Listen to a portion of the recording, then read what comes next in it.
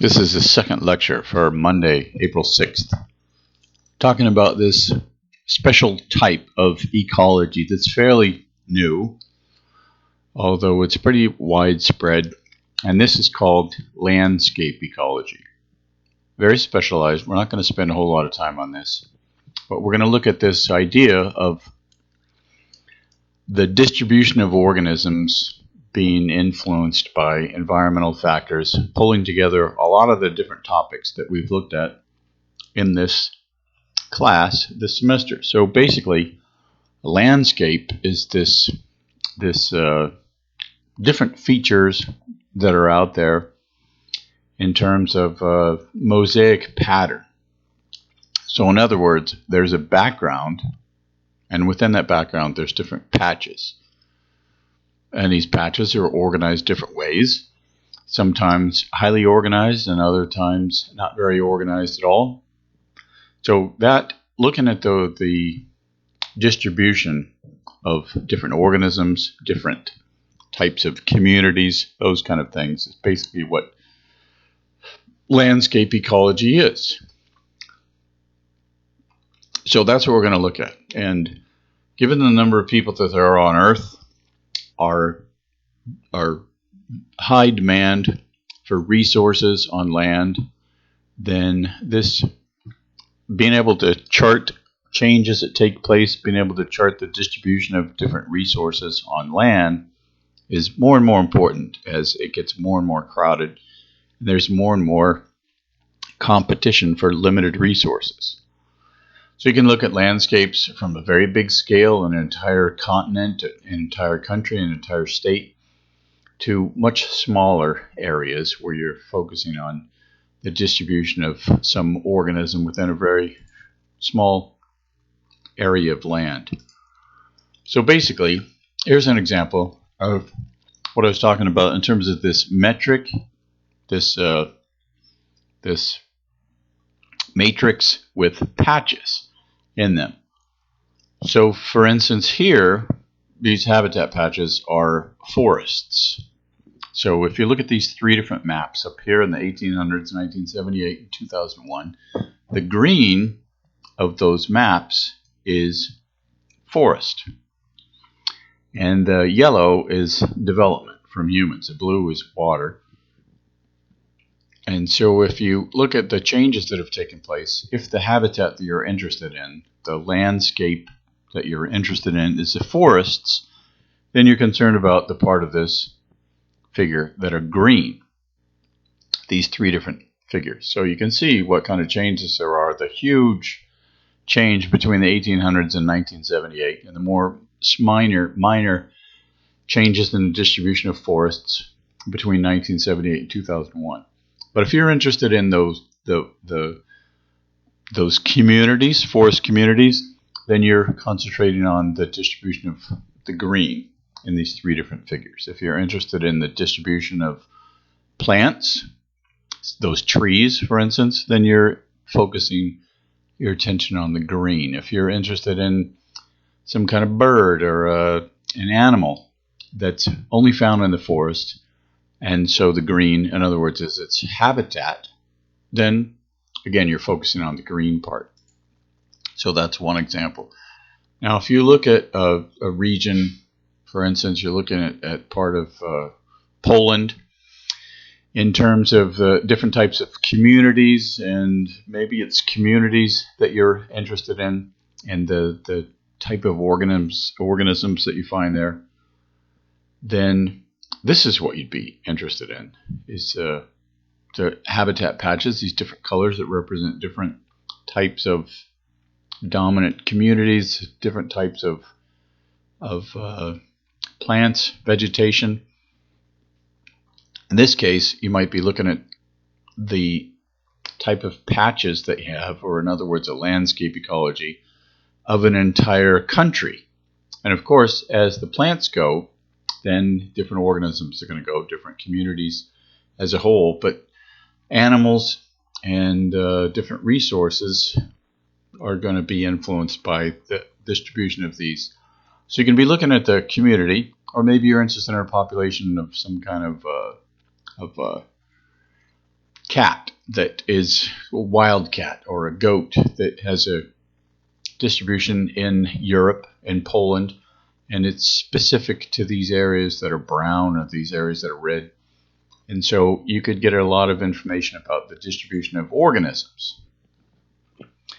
But really, this topic of landscape ecology, people that are looking at landscape ecology, looking at these maps, mapping these habitats and those kind of things, looking at the patterns of those patches, they're focusing on three things. There's these interdisciplinary links where there's humans that are using these. There's a development that's occurring a certain way because of humans and the distribution of humans.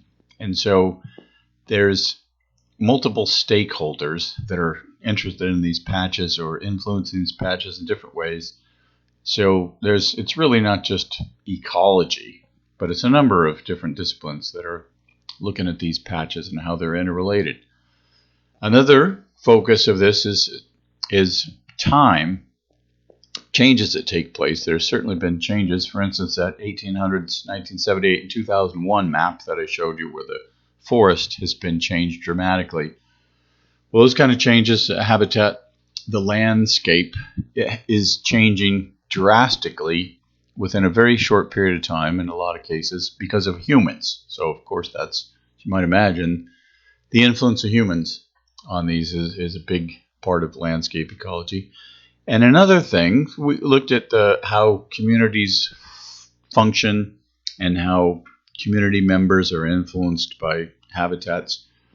Well, if you've got some big habitat versus a bunch of little habitats, then an organism is going to have different quality of life in those type of habitats. So in other words, there's going to be a lot of influences of the landscape ecology on the organisms that are found there.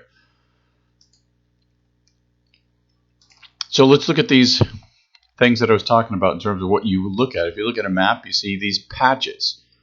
So patches, this is really what you're interested in.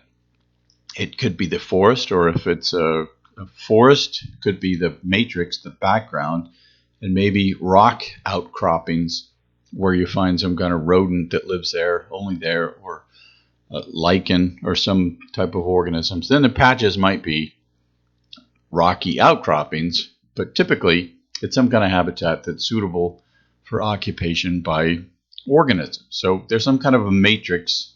So it could be a dominant vegetation, it could be farmland, built up areas, and then there's these patches start to be developed or created, or they exist to begin with, and then they're modified as time goes by. So we'll see a number of examples of this. So here you see these habitat patches. Up in the left, there's how the habitat's been modified by agriculture. In the two on the right, you've got clear cutting. You've got this forest that's been basically just eliminated from these clear cut areas. And then on the left, on the lower left, you see these, they're actually called patch reefs. Patch reefs. So the habitat is the reefs. In between, there's these sandy areas. There's organisms that are found there, but you find a lot more diversity, very different type of habitat, where there's coral in those dark spots compared to where there's sand or just water. So what is it about these elements that people are so interested in? What this matrix, you've got a number of different patches that are distributed. Well, it influences the organisms that you find there. So you can find different numbers of patches, different sizes of patches, different shapes of patches, different distribution of patches, different distances between patches. Some patches are connected to each other and other patches aren't. So some of this, especially in terms of the movement of mobile organisms, animals, then the connection, the connectivity between patches is of a great deal of interest as well. And there's interest in habitat corridors. So basically, if you look at a landscape, if you look at these different locations, you look at changes that have taken place over time, then if you look at the number of trees and the different niches that are available in a community, you're going to find different species that are occupying those. The same thing, these different patches and the way that these patches are organized and the shape, the different characteristics of those patches is going to have big influence on individual organisms. And in fact, it's going to have big influence on entire communities, entire populations, all the way down to individual organisms. So just as we've looked at populations, communities, and individual organisms, you can also look at landscapes in terms of their structure, how they're organized, and those kind of things. So we looked at the populations, we looked at the size of the population, we looked at the number of males and females, these different characteristics or properties of populations. Same thing with communities, the number of species and the relative abundance of each one of those species. Those are all characteristic of communities. Those things that I mentioned before are all characteristics and properties of individual populations. Well, landscapes also have different characteristics or different properties. The number of patches, the size of the patches, the distance between the patches, the shape of patches, as I said, the connectivity. So why do these different properties influence organisms so much? Well, let's look at a couple of different examples and look at what has happened over time as a result mostly of human influence. But you start out with this forest matrix. So let's say you're a turkey or some kind of an organism that loves the forest, lives in the forest. The forest is your habitat. Well, the forest matrix all the way on the left is great. That's the best habitat there is. Then you start to see farms that are developed, and in letter A, you see these three developments. Maybe they're little towns, or maybe they're individual forests or individual farms. But that forest has been started to carve up, or carving up of the forest has started to take place. So in situation A, you've got three farms or three towns, three developments, whatever, different shapes, different sizes, different distances from each other.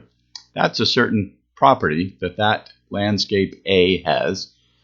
And if you compare that to landscape B and landscape C, they're different. Landscape B, there's only two patches, different sizes, different shapes, different distances from one another. In landscape C, there's a huge influence of humans, a huge amount of development. And really, you've got this huge agricultural matrix. So the matrix actually shifts from the forest background to agricultural. And then you have patches of forests, those three little bits. So imagine if you're that turkey in situation over there on the left, the forest matrix, that's a very good situation. You can go anywhere you want. And you compare that to situation A and B, and especially C, and you're trapped in these three little patches as a turkey. So what's happened over time, a lot of things that have happened over is habitat fragmentation has a big influence on organisms. And then there's corridors. There's a big emphasis on corridors between patches, especially for highly mobile organisms. And then there's edge effects that we'll look at. Edge effects are a negative aspect of carving up a landscape into small patches. Earlier in the semester, we looked at ecotones and we looked at ecotypes, where the edges of some kind of habitat, you've got some species that's specially adapted to some physical characteristic of an environment. So along the edges of these patches, it's windier, it's drier, there's more invasive species. There are different conditions. So these ecotones along the edge of patches, it's subpar habitat. And so as a result of the conditions you find there, sometimes you find individuals amongst species, or even species themselves, entire species, that are especially adapted to these transitional, less than optimal part of the patch, where you find ecotypes in these ecotones. Now the edge effects are a negative aspect of habitat fragmentation, and so sometimes as a result of this you have a high species diversity because you have a number of different types of ecotypes that are occupying these. But basically, in most cases, these edges of patches, and the more patches there are, the more the matrix is carved up, then the more edges there are. The middle of these patches are good, not affected by the surrounding area, wind, invasive species, drying out, those kind of things don't affect the middle. But along the edges, it's lower quality habitat. It's windier, it's drier, more invasive species, like I said. It's a not as high quality habitat as the middle. So basically, the more patches you have and the more edges you have, the more inferior habitat that you create. So it's an additional problem. If you cut the size of some forest in half by having a bunch of little patches, it's not just that you've cut the amount of habitat in half. It's not a 50% decrease, but all the edges of every patch are inferior quality habitat.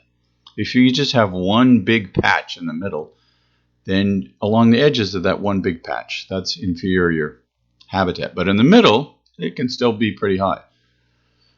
And then the distribution of patches and the properties of landscapes also affect how things flow amongst the patches, this ecosystem type of considerations that we're going to look at next. The flow of energy, the flow of nutrients, the movement of species, actually, dispersal of species, and the rate of extinction. All these different things are influenced by patches.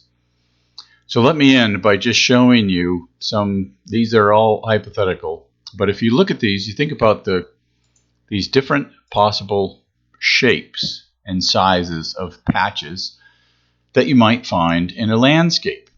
So you've got these two scenarios. You've got better and worse. And why are they better? Why are they worse? Well, in the first case, A, you've got this big patch, a lot of interior parts of this patch, more habitat, and so if you compare that to the worst scenario, you've got fewer opportunities for species.